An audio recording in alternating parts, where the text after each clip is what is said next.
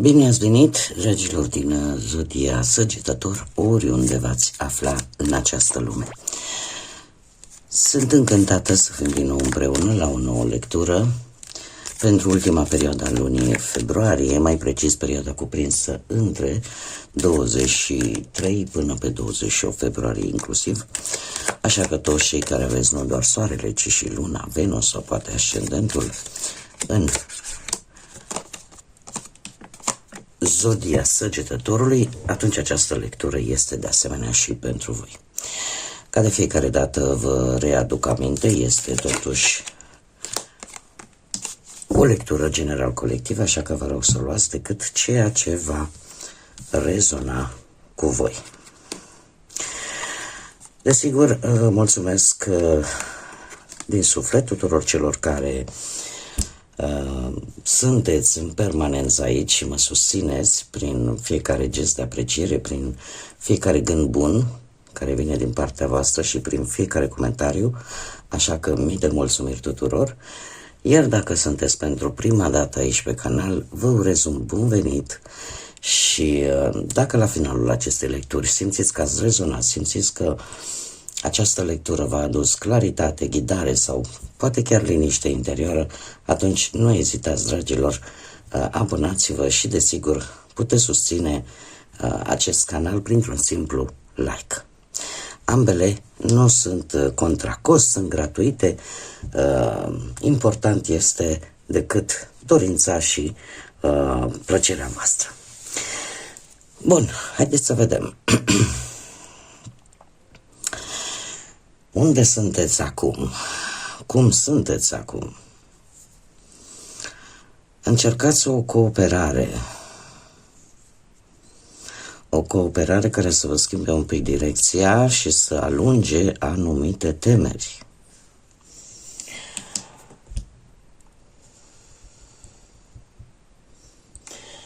Sunteți într-o energie care depinde într-o oarecare măsură și de karmă, dar depinde și de alte persoane.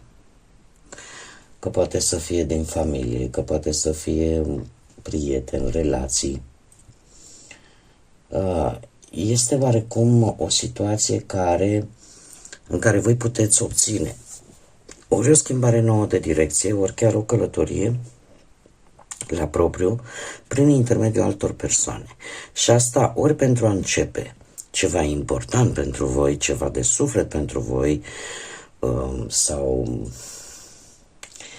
să alungați anumite temeri, anumite frici, sau chiar să vă alunge temerea de necunoscut, de ceea ce voi nu știți. Pe de altă parte, e adevărat, poate cu siguranță mai puțini la număr, sunt cei care se gândesc să facă o călătorie într-un anumit loc pe care probabil nu-l cunosc, pentru a reuși, nu știu, să aibă un copil.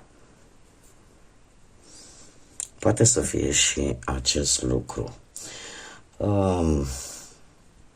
Ce pot să vă spun cu certitudine? Că această săptămână apare într-adevăr o posibilă schimbare de direcție în general în viața voastră. E ca și cum viața merge cumva într-o nouă direcție. E o privire, ca să spun așa, către viitor. O privire către viitor și care va anunța noi experiențe. Asta ce este important. Haideți să vedem ce ne spune și tarotul. Ce vine pentru dragii mei din Săgetător în săptămâna 23-28 februarie.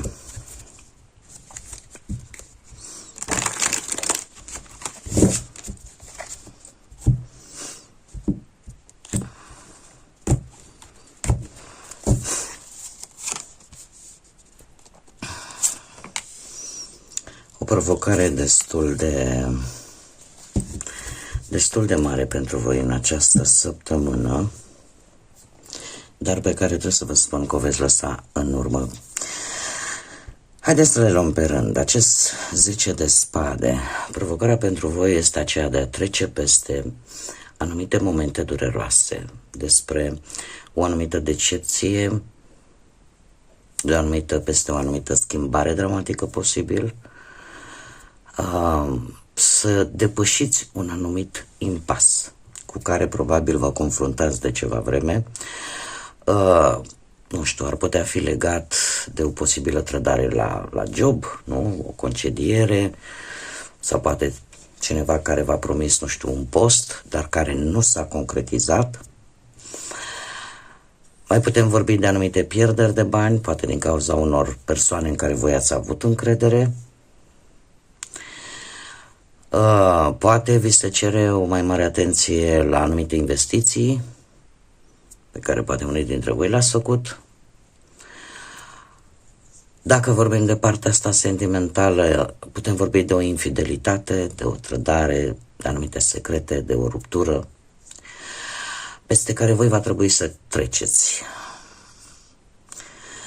Ce este important, resursele voastre vin cu un 9 de monede. Un 9 de monede care vorbește de posibilitatea ca voi să vă puteți echilibra. Există acest potențial în voi de a vă putea echilibra atât la interior cât și la exterior.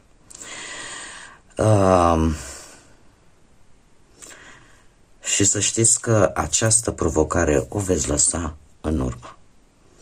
Avem un 8 de cupe care îmi vorbește de conștientizarea că atâta timp cât voi nu ați primit sau nu veți primi ceea ce la rândul vostru dăruiți, tendința de a lăsa în urmă, de a renunța este cu atât mai mare. Și 8-ul de cupe de asemenea îmi vorbește de o decepție pentru că nu ați obținut ceea ce voi vă doreați și cumva vă veți îndepărta, poate, nu știu, pentru a nu distruge totul sau poate pentru a vă simți mai în siguranță sau poate pur și simplu abandonați ceva care nu vă mai folosește. Mulți dintre voi vor încerca pe planul profesional să vă restructurați, să căutați în plan profesional care poate să ceară o mutare sau poate să vă axați pe o alt fel de carieră. E posibil să dați chiar și un interviu, dar din păcate să nu fie ceea ce voi căutați. Cum de asemenea puteți căuta noi forme de a obține bani pe cont propriu, în care mergeți pe ideea, nu contează, îmi asum anumite riscuri, dar vreau să încerc și varianta asta, ceea ce până la urmă nu este nimic nou în energia Săgetătorului, care este guvernat de către Jupiter. Iar Jupiter despre asta ne vorbește, despre noi orizonturi, despre noi cunoașteri, despre noi locuri. Cumva aș putea să spun că încet, încet, forțați un pic de situațiile prin care ați traversat și probabil încă le mai traversați, încet, încet veți redeveni voi. De ce? Pentru că voi aveți o caracteristică particulară și anume, sunteți vioi, sunteți sociabili, sunteți curioși, iar la un moment dat preferați să mențineți o anumită distanță pentru a vă asigura că totuși libertatea voastră personală este conservată, este păstrată, este o independență, ca să zic așa, vitală pentru zodia voastră. Și mergeți pe premiza atâta timp cât voi respectați independența celorlalți, la rândul vostru și voi vreți să vă fie respectat. Așa că eu văd că indiferent ce v-aș supăra și care ar fi provocarea voastră continuă sau poate ultimă, timp să cred că este ultima parte, da, a acestei provocări, într-un final aveți resurse să le faceți față și să sunteți conștienți că puteți mai mult. Chiar și dacă e vorba de muncă, chiar și dacă e vorba de bani. Vă dați seama, înțelegeți că o relație, de exemplu, fără înțelegere, fără respect, fără iubire, nu poate exista, și asta reciprocă. Plus de asta, alături de acest top de cupe, pentru cei care sunteți într-o relație, o să vă gândiți la o schimbare. Dacă observați că nu se mai poate face nimic și principiile voastre nu sunt îndeplinite, vă veți gândi la o schimbare, iar această schimbare duce către acest top de cupe.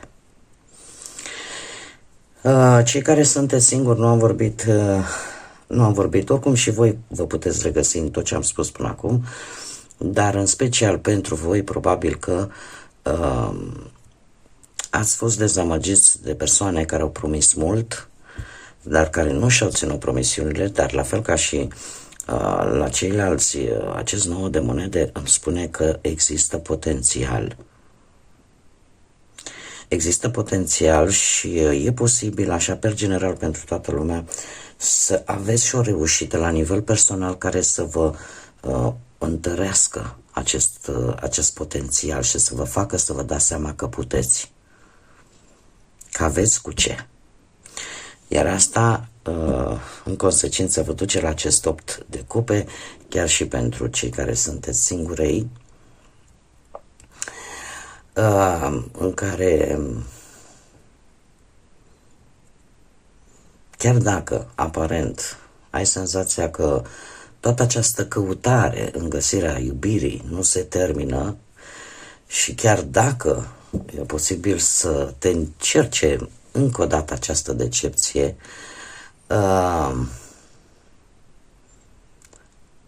eu zic că vei ajunge la concluzia că în primul și în primul rând trebuie să faci ceea ce este corect pentru tine și ceea ce te face cu adevărat fericită pentru cei singuri. Și zic că asta este cel mai important lucru.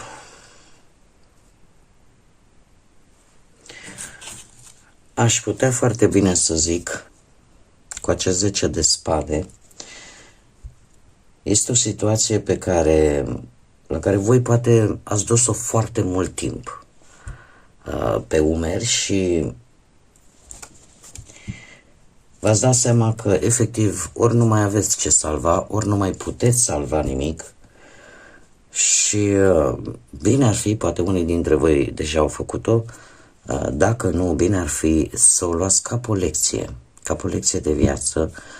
Aveți resursele necesare să treceți peste această experiență și să lăsați totul în urmă, în așa fel încât viața să-și continue parcursul fiecăruia. Haideți să vedem acum ce mesaj are pentru voi, ce mesaj au constelațiile. Care este mesajul pentru dragii mei din Săgetător în săptămâna 23-28 februarie? Și avem Hidra. Acea Hidra. Flexibilitate și adaptabilitate. Să vezi problemele dintr-o perspectivă diferită, să faci acele ajustări rapid și la fel de rapid să îți ajustezi planurile și dorințele proiectele pe care voi le aveți. De fapt este un îndemn, în primul și în primul rând, de a nu mai pierde timpul. Pentru că la un moment dat, nu știu dacă știți toți care este povestea Hidrei, da? Din mitologia greacă, când Hercules a luptat cu acest animal mitologic, când îi tăia un cap, mai ieșeau două și era la un moment dat o luptă care nu se mai termina. Indiferent cât de mult ar fi luptat, cumva ele se tot înmulțeau. Facem o paralelă cu energia de astăzi pe care o prezintă cărțile. Ideea care este, trebuie să gândiți repede în sensul să vă decideți, pentru că asta nu ține de acum, ține de ceva vreme această provocare la voi și ar trebui să gândiți. Era clar, Hercule nu putea să învingă această hidră tăindu-i mereu capetele, pentru că mereu ieșeau altele. Și atunci a trebuit să abordeze situația în mod diferit ca să o poată învinge. Și la voi acest mod diferit este în primul și în primul rând valoarea pe care voi o aveți, descoperirea potențialului pe care îl aveți, luați-o ca pe experiență de viață și este un bun moment să realizezi când nu se mai poate face nimic și atunci să cauți orizonturi noi. De ce? Pentru că vedem foarte bine, vezi problema, vezi perspectivele diferite și fă acele ajustări. Nu mai pierde timpul cu ceva care îți face rău. Practic ăsta este mesajul. Orientează-te pe ceea ce este important pentru fiecare și fă-ți deja o strategie pentru viitorul fiecăruia. Bun, dragii mei, cam atât am avut pentru această ultimă săptămână de februarie. Eu sper din suflet ca această lectură să vă fie adus un pic de ghidare, un pic de claritate și, de ce nu, poate o nouă viziune asupra propriei voastre vieți. Vă mulțumesc că ați fost alături de mine și până la o nouă lectură, când ne vom reîntâlni, nu uitați, suflete frumoase, să zburați înalt, să lăsați iubirea, credința și pacea să vă însoțească la fiecare pas.